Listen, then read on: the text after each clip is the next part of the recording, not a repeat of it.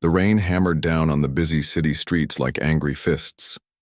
David Chen pulled his expensive coat tighter around his shoulders as he hurried through the crowded sidewalk. People rushed past him with umbrellas and newspapers over their heads, all trying to escape the sudden downpour that had caught everyone off guard. David was having the worst day of his life, and it was only getting worse by the minute. Just 30 minutes ago, he had been climbing out of a yellow taxi when disaster struck. The door handle caught on his suit jacket, and he heard the terrible sound of fabric tearing. When he looked down, his heart sank. There was a huge rip right across the shoulder of his brand-new Italian suit. This wasn't just any suit. This was the suit he had bought specifically for today's meeting, the most important meeting of his entire career. In less than 2 hours, he would be sitting across from 12 of the most powerful investors in the country. These people held the future of his company in their hands. They would decide whether to give him the money he needed to keep his business alive, or whether to walk away and let everything he had worked for crumble to dust. David ran a tech company called Technova Industries. For 3 years, he had poured his heart, soul, and every penny he had into creating software that could help small businesses run better. He believed his program could change lives, maybe even change the world. But believing wasn't enough anymore. He needed money to make it happen, and today was his one shot to get it. The investors he was meeting didn't care about dreams or good intentions. They cared about looking professional, about first impressions, about whether someone seemed successful enough to trust with millions of dollars. And right now, David looked like someone who couldn't even keep his clothes in one piece. He practically ran to the first expensive clothing store he could find. The salesperson, a young man with perfectly styled hair, looked at David like he was crazy when he explained what he needed. "Same-day alterations," the man said with a laugh. "Sir, our tailor is booked solid for the next 3 weeks. Even if we could squeeze you in, rush jobs like this cost extra. A lot extra." David's hands were shaking now. "How much extra?" "For a repair job in under 2 hours? $800 plus the normal fee. $800 to fix a rip." David had the money, but something about the way the salesperson smiled made his stomach turn. Still, what choice did he have? Fine, do it. But then came the real blow. "Actually, let me check with our tailor first." The man disappeared into the back of the store and returned 5 minutes later with bad news. "Sorry, he says the fabric is too delicate. He won't risk ruining an expensive suit like that. Maybe try somewhere else?" David felt like screaming. Instead, he thanked the man through gritted teeth and walked back out into the rain.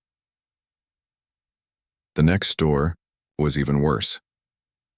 The owner barely looked up from his newspaper when David explained his problem. "We don't do emergency work," he said flatly. "Come back next week." At the third store, they told him they could fix it, but it would take 4 hours, minimum. At the fourth store, they wanted $1,200 up front and couldn't promise it would look right when they finished.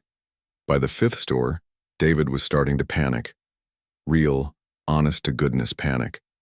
The kind that makes your chest tight and your breathing shallow. He found himself standing in the middle of the sidewalk, people flowing around him like water around a rock. The rain had soaked through his expensive coat now, and he could feel cold drops sliding down his back. His phone buzzed with a text from his assistant reminding him about the meeting. As if he could forget. David had built his company from nothing. He had worked 18-hour days, lived on instant noodles and coffee, and maxed out every credit card he owned.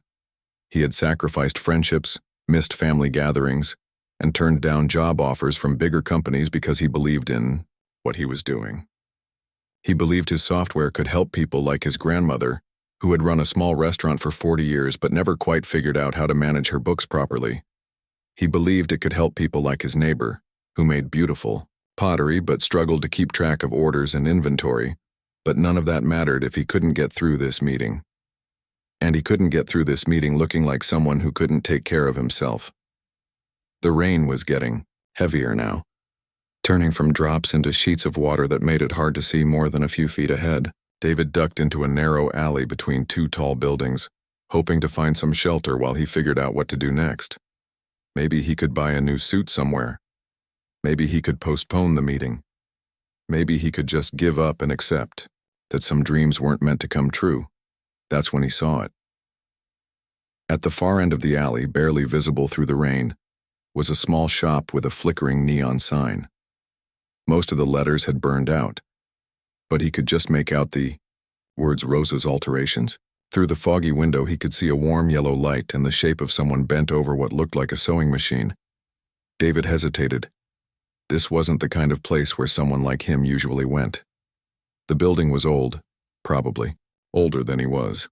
The paint was peeling and there were cracks in the sidewalk out front. But desperate times called for desperate measures, and David was definitely desperate. He pushed open the door and a little bell chimed above his head. The shop was tiny, maybe half the size of his office back at Technova, but it was warm and dry, and it smelled like fabric softener and old books. Bolts of cloth lined the walls in every color imaginable, and there were mannequins wearing half-finished dresses and jackets scattered around the room. Behind the counter sat a woman who looked to be in her 60s with gray hair pulled back in a neat bun and reading glasses perched on the end of her nose. She was working on what looked like a wedding dress, her fingers moving quickly and precisely as she guided the fabric through an ancient sewing machine that hummed like a contented cat. She looked up when David entered, and her face broke into a warm smile. "Oh my," she said, taking in his soaked appearance and frazzled expression. "You look like you've had quite a day, young man. How can I help you?" David almost laughed at the kindness in her voice. After an hour of dealing with snooty salespeople and impossible prices, this woman's simple question felt like a lifeline. He explained his situation as quickly as he could, showing her the torn seam and checking his watch nervously. 1 hour and 20 minutes until the meeting. The woman, who introduced herself as Rosa, examined the damage with the careful attention of a doctor looking at an X-ray. She ran her fingers along the torn fabric, testing its strength and flexibility. "This is beautiful work," she said quietly. "Hand-stitched seams, perfect tension. Whoever made this suit knew what they were doing." "Can you fix it?" David asked, not caring how desperate he sounded. Rosa looked up at him with kind eyes that reminded him of his grandmother. "Yes," she said simply. "I can fix it." Rosa carefully took the jacket from David's hands and spread it out on her work table.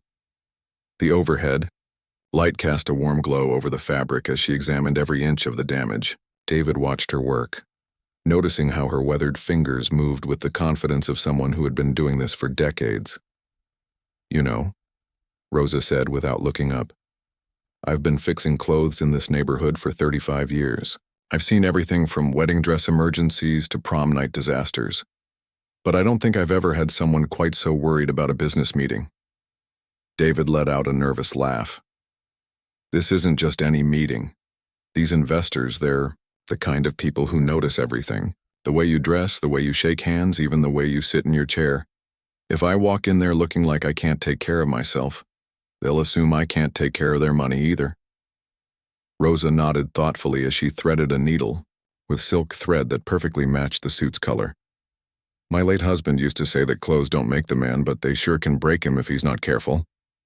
She smiled softly at the memory. He was a wise man, even if he never learned to sew a straight line.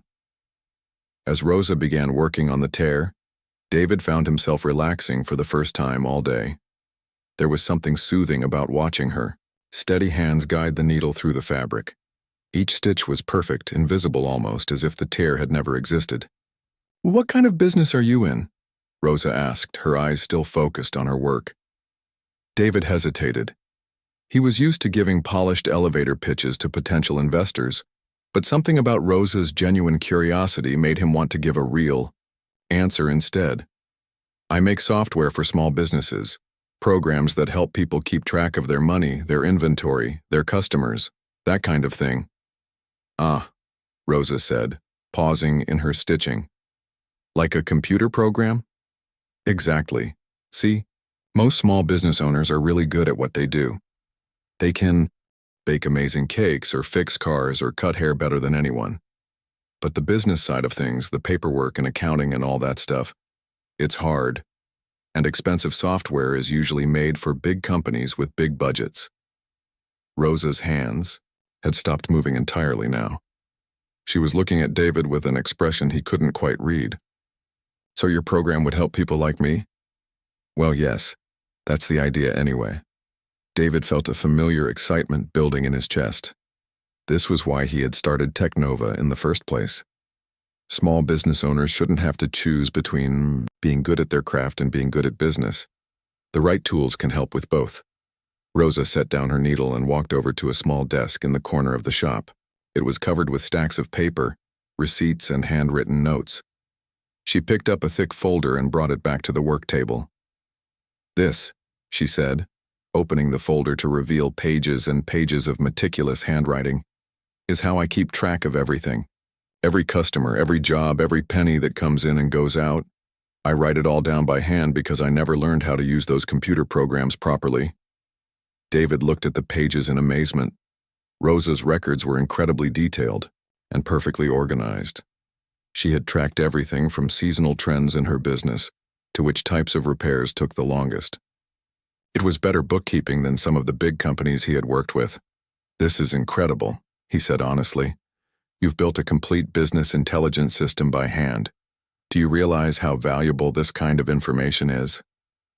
Rosa laughed, but there was a hint of sadness in it. Valuable to who? I'm just an old seamstress trying to pay rent on this little shop.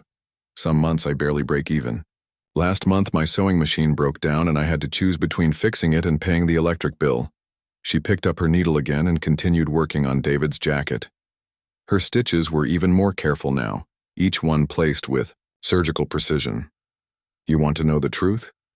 I used to dream about expanding this place, maybe opening a training center where I could teach other women how to sew and start their own businesses. Especially the young mothers in the neighborhood who need flexible work they can do from home. David found himself leaning forward, genuinely interested. What stopped you? Money, of course, and knowledge. I know how to fix clothes, but I don't know how to write business plans or apply for loans or any of that official stuff.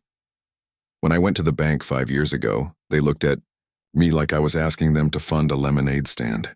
Rosa's voice was matter-of-fact, but David could hear the disappointment underneath.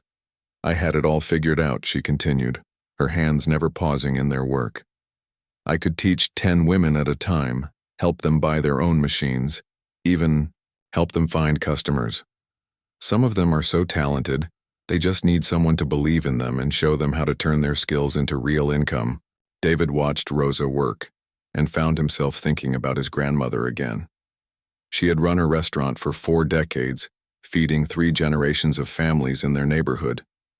But she had never been able to expand, never been able to hire help, because she couldn't navigate the complicated world of business loans and tax codes and regulatory requirements. She had the skills and the passion, but not the tools. How much would something like that cost? David asked. Your training center, I mean. Rosa paused, looking slightly embarrassed. Oh, you don't want to hear about an old woman's foolish dreams. I'm serious. How much? She sighed and set down her needle again. I worked it all out on paper. Used space, basic equipment, materials for the first year. Maybe $15,000 to get started properly. I know that probably sounds like nothing to someone like you, but for me... She shrugged. $15,000. David spent more than that on software licenses for his office. He had paid almost that much for the suit Rosa was currently repairing. But for Rosa, it might as well have been $15 million. The thing is, Rosa continued, picking up her work again, I know it would work. Half the women in this neighborhood have skills they could turn into businesses if they just had the right support. Maria down the street makes the most beautiful jewelry, but she only sells it at the church bazaar twice a year. Angela upstairs can alter clothes almost as well as I can, but she's afraid to charge what her work is worth.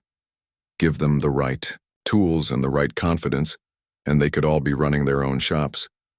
David felt something shifting in his chest, like puzzle pieces clicking into place. He had spent 3 years trying to convince investors that there was a huge market of underserved small business owners. He had shown them charts and graphs and market research, but here was Rosa, describing exactly the kind of entrepreneurial ecosystem his software was designed to support. What if, David said slowly, what if there was a way to make both our dreams come true? Rosa looked up from the jacket, which was now almost completely repaired. The tear was barely visible, just a thin line that would be invisible unless someone knew exactly where to look. What do you mean? David's mind was racing now, connecting dots he had never seen before. Your training center, the women you want to help. What if they became part of something bigger? What if there was a way to help them not just learn skills, but learn how to run real businesses? Rosa finished the last stitch and held up the jacket to examine her work. It looked perfect, as if it had never been damaged at all, but instead of handing it back to David, she kept looking at it thoughtfully. You know, she said quietly, sometimes the best repairs are the ones that make something stronger than it was before. Rosa handed David his jacket, and he slipped it on carefully. The repair was absolutely perfect. Even knowing exactly where the tear had been, he couldn't see any trace of damage. The fabric fell naturally across his shoulders, and for the first time in hours, he felt like himself again. This is amazing work, David said, running his hand over where the tear had been. You're incredibly talented. Rosa waved off the compliment, but David could see she was pleased. 40 years of practice. My mother taught me to sew when I was 7 years old. Back then, we fixed everything because buying new wasn't an option. David checked his watch. 45 minutes until the meeting. He should be rushing out the door, but something kept him rooted to the spot. Maybe it was the way Rosa had listened to him talk about his business without the glazed look most people got when he mentioned software. Maybe it was seeing her detailed records and realizing how much untapped potential was sitting right in front of him. Rosa, he said, can I ask you something? When you went to the bank about your training center, what exactly did they tell you? Rosa began tidying up her work area, putting away the thread and cleaning her needle. The usual things. I didn't have enough collateral. My business plan wasn't professional enough. I didn't have a credit history that showed I could handle a large loan. She paused, then added quietly, they also said there wasn't enough market demand for what I wanted to do. Market demand? David felt his blood pressure rising. Half the women in your neighborhood could start their own businesses with the right training, and they said there wasn't market demand?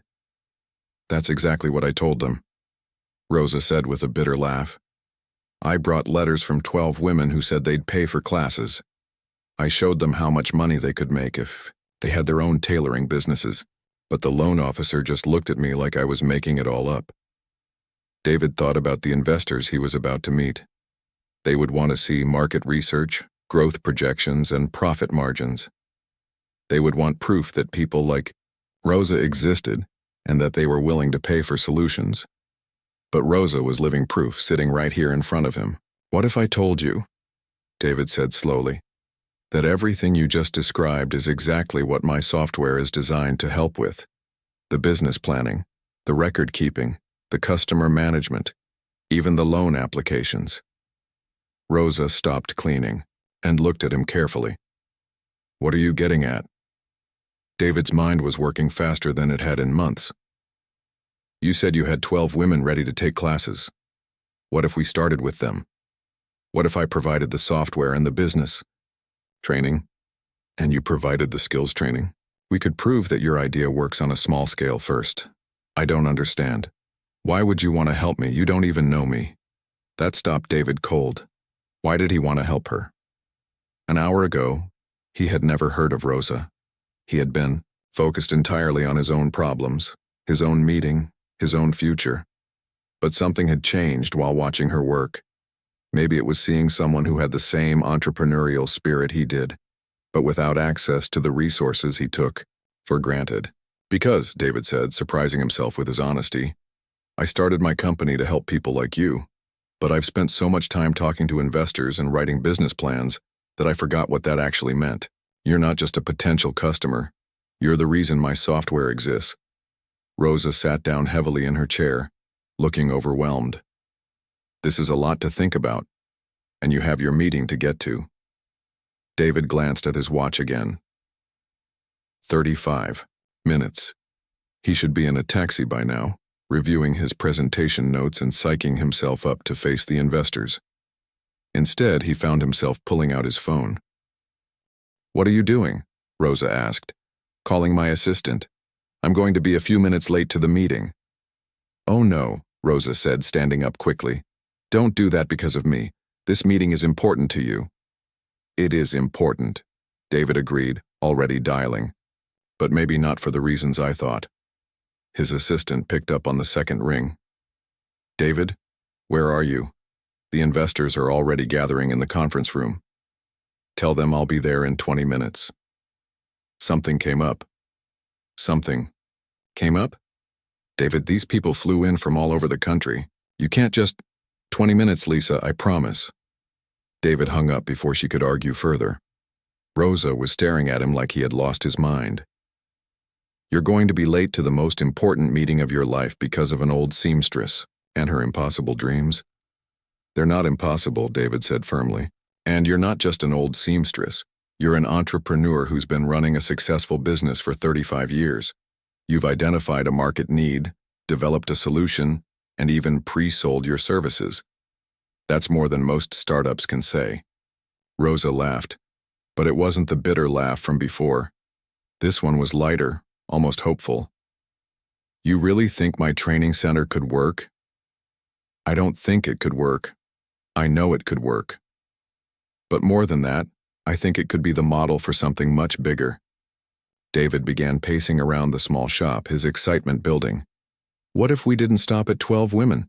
What if we created a network of training centers in neighborhoods all across the city, each one teaching different skills, all of them using the same business tools and support systems? That sounds wonderful, Rosa said carefully, but also very expensive. That's where my meeting comes in, David said, stopping in front of her. I'm supposed to go in there and convince these investors to fund my software company. I was going to show them charts about market penetration and user acquisition costs. But what if instead I showed them you? Rosa's eyes widened. Me? Not literally you, but your story, your records, your business plan for the training center. What if I showed them that there are thousands of people like you out there, all with great ideas and real skills, but no access to the tools and resources they need to succeed? David could feel the pieces of a new presentation forming in his mind. Instead of talking about abstract market opportunities, he could talk about real people with real needs. Instead of projecting theoretical growth curves, he could show actual demand from Rosa's 12 potential students. But what if they say no? Rosa asked quietly. What if they say yes? David countered. What if this is exactly what they've been looking for? A proven business model with a built-in customer base and a clear path to profitability. Rosa walked over to her desk and picked up the thick folder of business records. She held it against her chest like a shield. I've been disappointed before, you know. I've gotten my hopes up and had them crushed. I'm not sure I can handle that again. David understood that feeling. He had risked everything to start Technova, and the possibility of failure kept him awake most nights. But looking at Rosa, seeing the careful way she had documented every aspect of her business, the detailed plans she had made for her training center, he realized something important. Rosa, he said gently, you've already built something amazing here. Look around. You've created a business that serves your community, employs yourself, and makes people's lives better.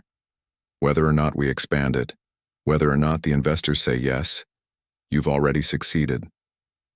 Rosa's eyes filled with tears, but she was smiling. You know, in 40 years of fixing people's clothes, I don't think anyone has ever called me successful before. Well, they should have, David said. And if this meeting goes the way I hope it will, a lot more people are going to get the chance to find out just how successful you really are. David put on his coat and headed for the door. Then he stopped and turned back. Rosa, if they say yes, if we can make this work, would you be willing to partner with me? Really partner with me? Rosa looked down at her folder, then back at David. When she spoke, her voice was steady and sure. Yes, she said. I think I would. David rushed through the glass doors of the Technova building, his heart pounding from more than just the run from the taxi. The elevator ride to the 15th floor felt like it took forever, giving him too much time to think about what he was about to do. He was throwing away months of careful preparation, abandoning the safe presentation he had rehearsed dozens of times, all for a woman he had met an hour ago. The conference room buzzed with quiet conversation when David walked in. 12 of the most powerful investors in the country sat around the polished oak table, their expensive suits and stern expressions making the room feel like a courtroom. David recognized most of them from business magazines and news interviews. These were people who decided the fate of companies with a simple yes or no. "David," said Catherine Wells, the lead investor and managing partner of Meridian Capital. Her voice was cool but not unfriendly. "We were beginning to worry." "I apologize for being late," David said, straightening his perfectly repaired jacket. "But something happened today that changed everything I want to tell you." A few investors exchanged glances. Robert Kim from Pacific Ventures frowned and checked his watch. "We're on a tight schedule here, David. We've all reviewed your materials. Why don't you walk us through your projections and we can get started?" David moved to the front of the room where his laptop was connected to a large screen. His original presentation was loaded and ready to go. 43 slides of market analysis, revenue forecasts, and competitive advantages. Everything these investors expected to see. Instead, David closed the laptop. "I know you came here to see charts and numbers," he said. "But I want to tell you about Rosa." The room fell silent. Catherine raised an eyebrow. "Who's Rosa?" "Rosa is a seamstress who runs a small alteration shop about 10 minutes from here. An hour ago, I walked into her store because I needed help with a torn jacket. I thought I was just getting a quick repair. Instead, I found exactly what we've all been looking for." David could see confusion on several faces. James Morrison from Aurora Investments leaned back in his chair with barely concealed impatience. "David, we're here to discuss your software platform, not local business owners." "That's exactly my point," David said, his confidence growing.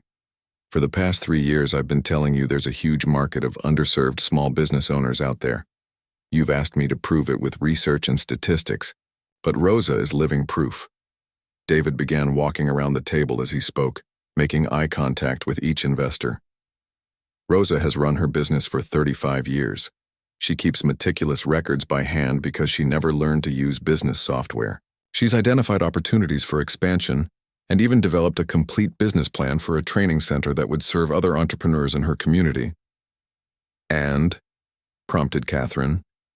"And when she went to a bank for a $15,000 loan to make it happen, they turned her down, not because her business plan was bad, but because she didn't fit their idea of what an entrepreneur looks like."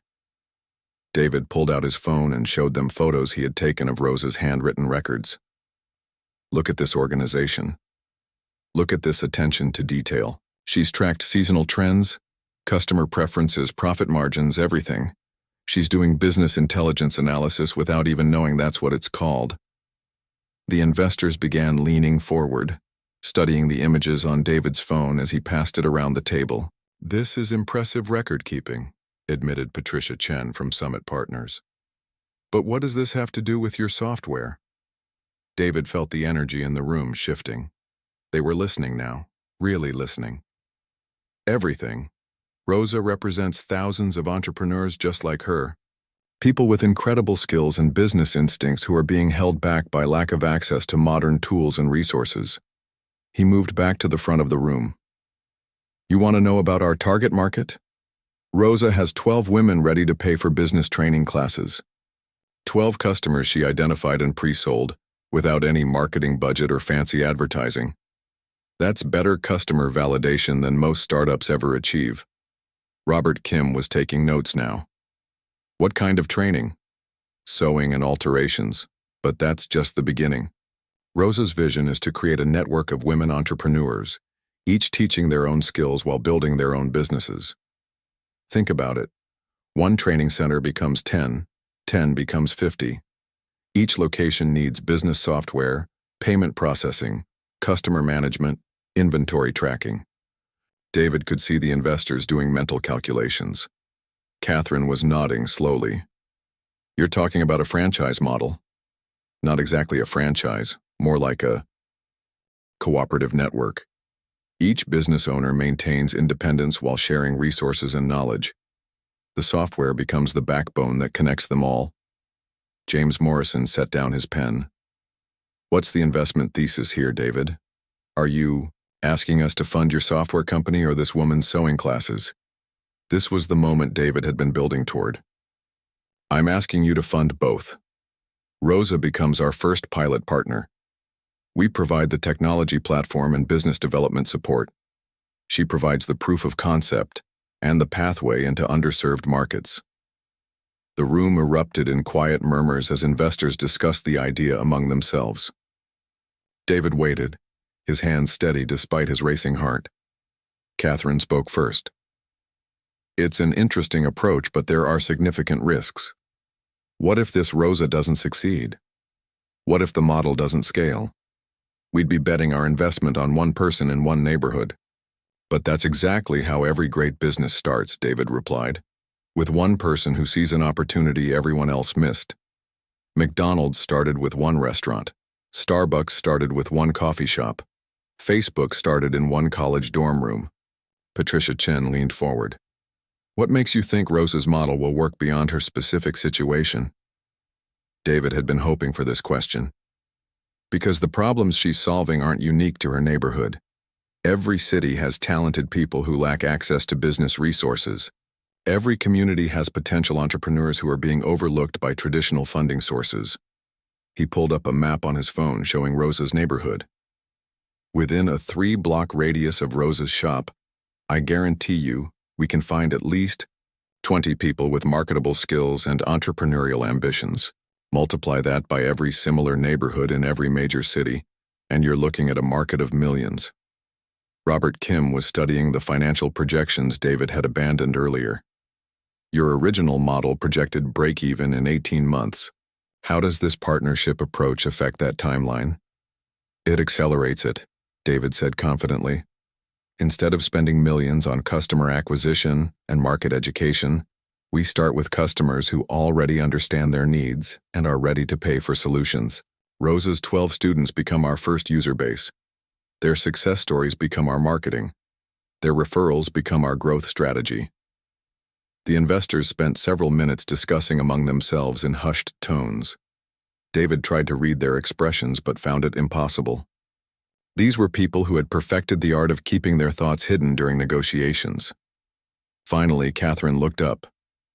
David, this is certainly not what we expected to hear today. You're asking us to invest in a completely different business model than the one we've been evaluating. David's heart sank. He had gambled everything on this new approach and lost, but Catherine wasn't finished.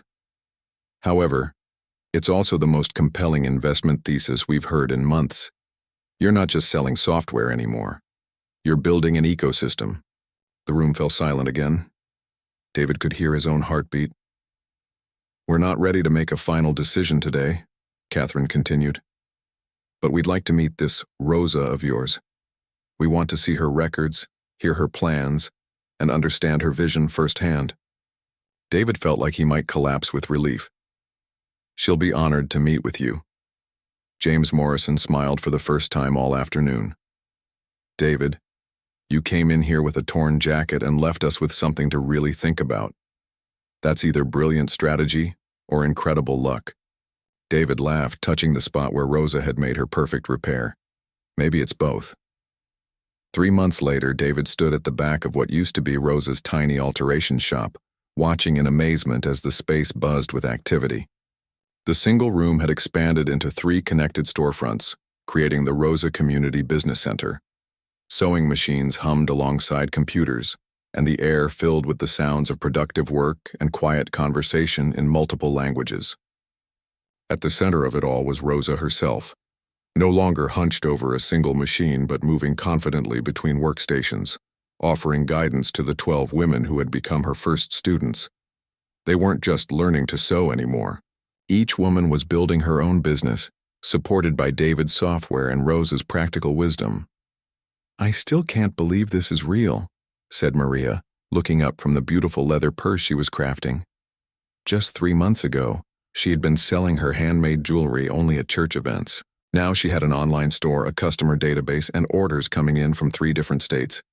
Believe it, laughed Angela. who was teaching a new student how to use the computerized embroidery machine. Angela had been so afraid to charge fair prices for her work that she barely made enough to buy groceries. Now she was running the most successful custom clothing business in the neighborhood. David watched Rosa move through the space like a conductor leading an orchestra. She would pause to admire someone's stitching, offer advice on a difficult pattern, or help troubleshoot a software question. The shy seamstress who had been afraid to dream big had transformed into a confident business leader. The morning of the grand opening, Catherine Wells and 2 other investors arrived exactly on time. David met them at the door, still amazed that these powerful people had not only funded the project, but had become genuine advocates for Rosa's vision. "This is incredible," Catherine said, watching as Rosa demonstrated how her students used tablet computers to track inventory and manage customer orders. 3 months ago, some of these women had never touched a computer. Now they're running sophisticated operations. The transformation hadn't been easy.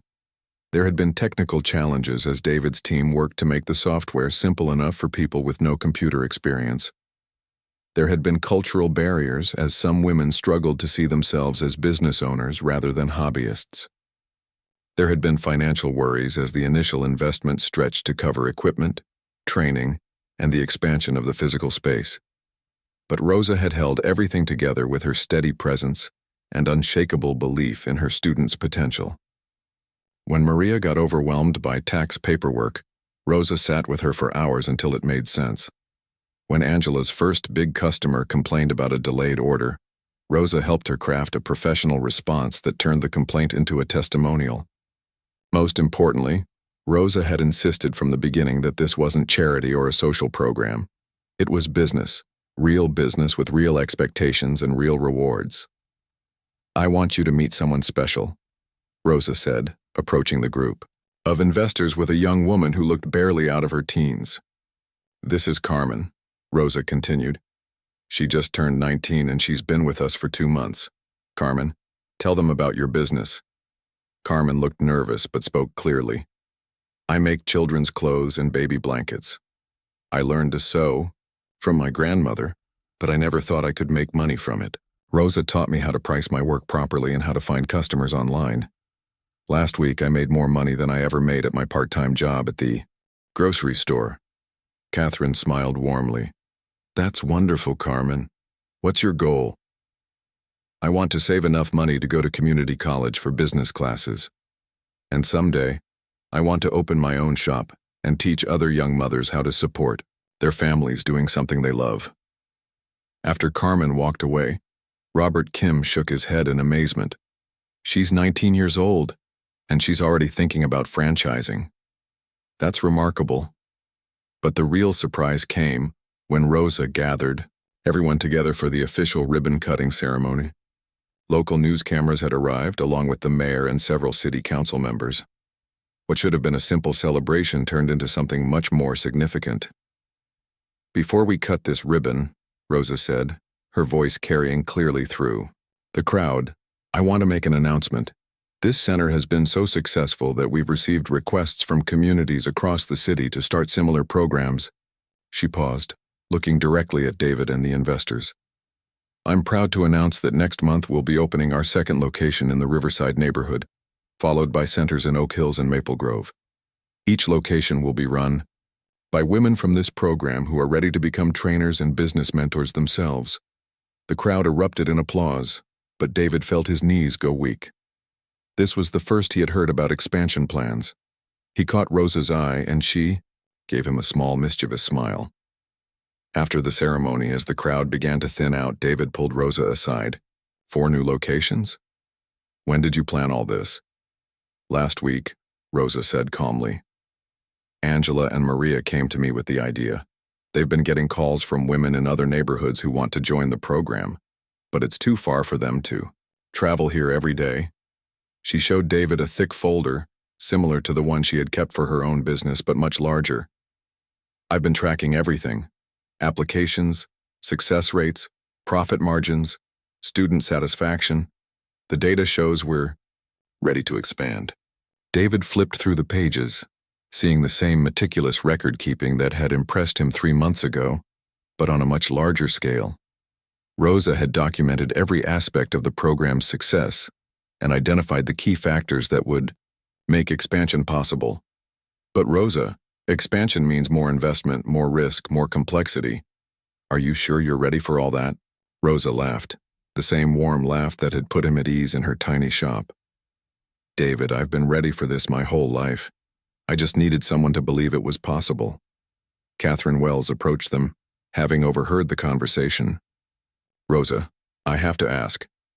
When you were planning this expansion, did you factor in the additional software licensing costs, the training requirements, the site selection criteria? Of course, Rosa replied, pulling out another section of her folder. I also calculated the break-even point for each new location, projected the timeline for profitability, and identified potential local partners in each neighborhood. Catherine looked at David with raised eyebrows. Your business partner here is putting some MBA programs to shame. As the day wound down and the last visitors left, David found himself alone with Rosa in the bustling center. Women were still working at their stations, some preparing for evening classes, others finishing up orders that needed to be shipped the next day. You know, David said, when I walked into your old shop with that torn jacket, I thought you were going to save my business. I had no idea you were going to change my life. Rosa was organizing patterns at one of the cutting tables, but she stopped and looked at him seriously. You saved my life too, David. Not financially, though that's wonderful. You saved my dreams. She gestured around the room. Look at this. 3 months ago, I was one person working alone, worried about paying rent. Now I'm part of something bigger. These women aren't just my students anymore. They're my partners, my friends, my family. David watched Maria showing a new student how to use the point-of-sale system, her confidence radiating as she explained each step. He saw Angela training someone on the embroidery machine, patient and encouraging just as Rosa had been with her. He saw Carmen sketching designs for her next collection, her young face bright with possibility. The best part, Rosa continued, is that this is just the beginning. Every woman we train becomes a teacher. Every business we help start becomes a model for others. We're not just teaching skills anymore. We're changing how people think about what's possible. David nodded, understanding finally what he had stumbled into that rainy afternoon. It wasn't just a business partnership or a successful investment. It was a movement, started by a woman who knew how to make broken things stronger than they were before. Outside, the sun was setting over the neighborhood, casting a warm glow through the windows of the Rosa Community Business Center. Inside, the work continued, the dreams grew larger, and the future looked brighter than anyone had dared to imagine.